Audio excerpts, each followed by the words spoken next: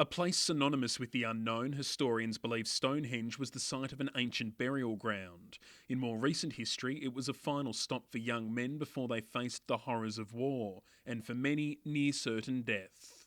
Here was both the transit camp, but also the training ground where they'd learn about the new techniques of fighting on the Western Front.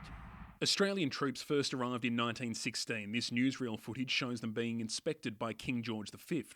Accompanied by their mascot, a live kangaroo, the men stood proudly. Frederick William Burgess was one of them. His story had been forgotten. His great-niece knew he served with the ANZACs and little else. But nearly a century later, researchers have pieced together his final months and those of thousands of other soldiers who were stationed at Stonehenge before being sent to the front line. And he came all the way back to England to fight for what he believed, and he gave his life, and I'm very moved and proud of him, and I'm so pleased I've been able to find out about him and know him. Burgess had only lived in Australia for 3 years when he joined the army and returned to his native Britain to train by the Stone Circle. Sent to France, he was killed in action after just 3 weeks. His battlefield cross was recently found in a local church, one of hundreds of items used by historians to piece together the history of the training camp and the 1 million men who served here.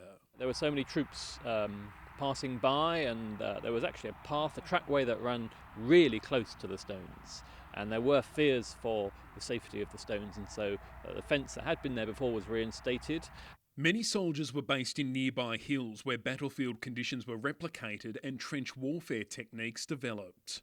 And it's here in this military reserve, about 10 minutes drive from Stonehenge itself, where you can still see the trenches. They're not as deep as they once were, they're overgrown, but the outline is still clear. It is here that 100 years ago, Australian troops practiced combat missions before being sent to the Western Front. The tourists who visit Stonehenge will always focus on the mysterious monument, but for descendants of diggers, the site has taken on a special meaning. My family now will be connected to the stones through Frederick. In England, Ben Lewis, 7 News.